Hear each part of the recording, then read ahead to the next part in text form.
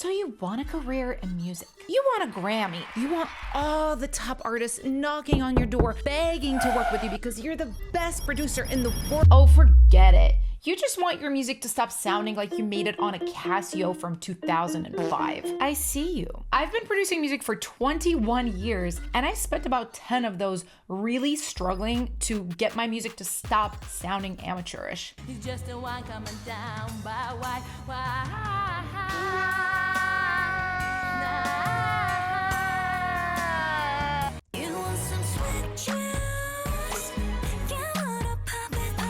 And now that I helped thousands of producers improve their music, I see their tracks having all the same issues mine used to have. So in this video, I thought I would take a beat with a bunch of these problems and make it sound totally pro. We're gonna start with this.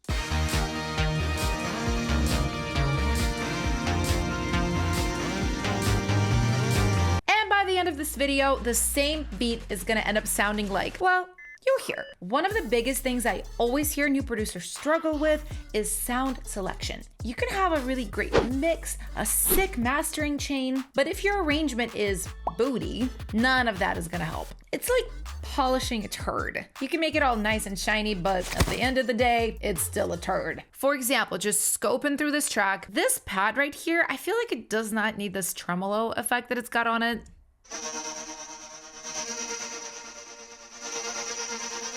Also, like totally the wrong sound and energy for this track. Way too tinny and kind of wimpy. I would much rather just swap it for a different sound. But unfortunately, instead of doing that, a lot of producers start panicking and start trying to hide their bad sounds with more bad sounds, like this. And this. And this. And a lot of people think that would help, but you know, we end up with like a total package of pads that sounds like this. This is like a great example of unintentional layering. Like it's really hard to make this many sounds work together, and you have to really pay attention to what they're all doing. Like this lower pad here, for example. This preset for sure needs to be tweaked to work with the main preset. Otherwise, the second pad is playing longer notes than the first pad and sounds really messy. You gotta hear them changing chords at different times. Oh, this is a no-no, honey. Or this pad, for example. This has what I like to call a pokey frequency. Yeah, like this right here. It's so harsh. The more sounds you add, the harder it is to mix your song. Instead, just swap the sounds you don't like for better ones. For example, we could just swap that one pad we didn't like for this.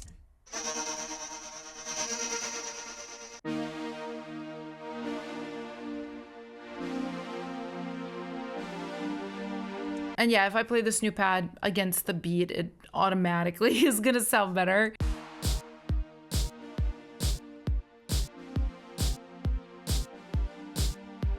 Way less overwhelming. And then I'm gonna use the same theory and just replace some of these other sounds. Swap this for this. Or these brass layers for something a bit less tinny and more full-bodied. And by the way, if you're wondering about how you can consistently make good sound selection choices, whether it's for drums, synths, bass, I got you. I dig really deep into sound design in my music producer crash course. We cover what I call drum styling, knowing which drum samples work for certain genres or vibes. We look at synth bass types and learn how to pick the right one for your song. We also dig into synth styling and what I call synth jobs, knowing why you're adding certain synths instead of just doing it randomly. This course has 99 tips like this. Over 1,000 people have already taken it, and it helped so many of them get better at production. And it's on sale this week for Halloween.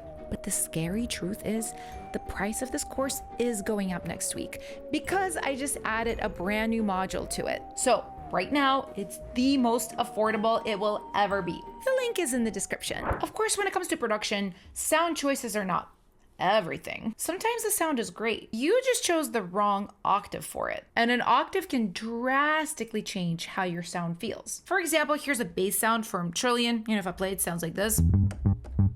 You know, it's a bass meant to sound like an electric bass. But for example, the exact same bass sound that I just played you guys, I used it in the drop of this K-pop song.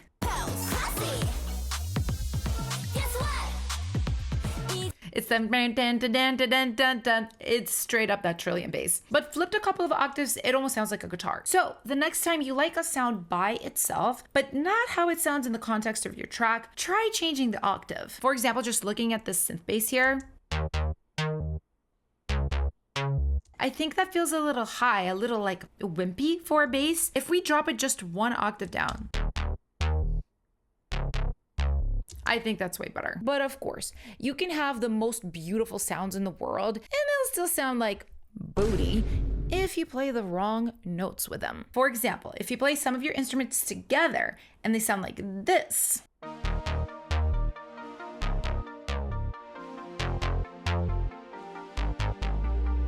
My friend, I'm afraid you have a rub. This is what happens when one or more of the notes in your arrangement don't match one of the other notes. The notes clash against each other, creating an unpleasant sound. This is one of the most common mistakes I see on my live streams where I listen to people's music and get feedback. And there are a couple of like common ways I hear a rub manifest in people's songs. One is when the decay of your synth is too long. So the notes of the chord sort of hang over and they end up mismatching the chord right after. Now here's a perfect example, these two pads together.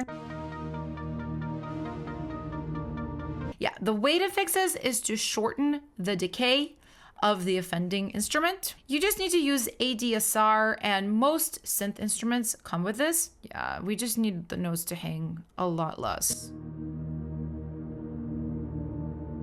And then this also has a little reverb on it. I would say turn that off. Or I also very often hear rubs caused by mismatched bass notes. So the notes in your bass don't match your chords. Here, this is really obvious. In the second measure right here, the notes are wrong. And I think the reason a lot of people struggle with this with bass is because bass is so low. Sometimes you can't tell which note it's playing. So one good trick is to grab all your bass notes and to temporarily raise them up like 1 or 2 octaves. Now we can clearly hear, oh, this is really off. There you go. That's what it's supposed to be. And then when you're done, just put it back down to where it was.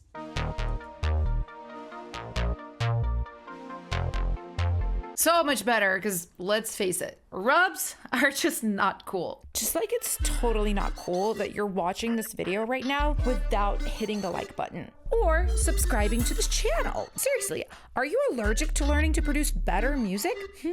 I'm just playing, guys, but seriously, hit those like and sub buttons. It helps me and it helps more producers discover these tips. But okay, real talk. Listen, your synths and bass can sound pristine, but your whole track can feel pretty underwhelming if your drums are weak. I see this time and time again. Kicks that disappear in the mix, snares that just kind of lay there like a dead fish. The easiest way to fix this is to sound design your kicks and snares for impact with transient shaping and layering. For example, this kick right here is not bad by itself, but if I hear it in context, even with just the bass, right? Where is the kick? Where is the kick, right? It is too soft and it's disappearing. So the first thing I would do if I were sticking with this sample, I would transient shape just the sub-frequencies of this kick to give them a lot more oomph. And then I would layer this kick up with what I like to call the kick click or kick cut. Something like this is gonna really cut through the mix and make sure that your kick is heard. And then I'm doing something a little bit similar with the snare. I have a snare bottom, which is meant to provide a little bit more of the lower mid. Snare crack. a higher pitched snare with a little bit more transient, heavy energy, and a super gated 80s snare. This is more like a character snare to add vibe to it. All together, we get this like kind of 80s sounding snare, which is what I want here.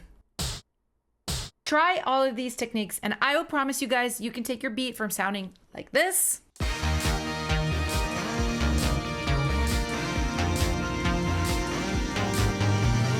to this.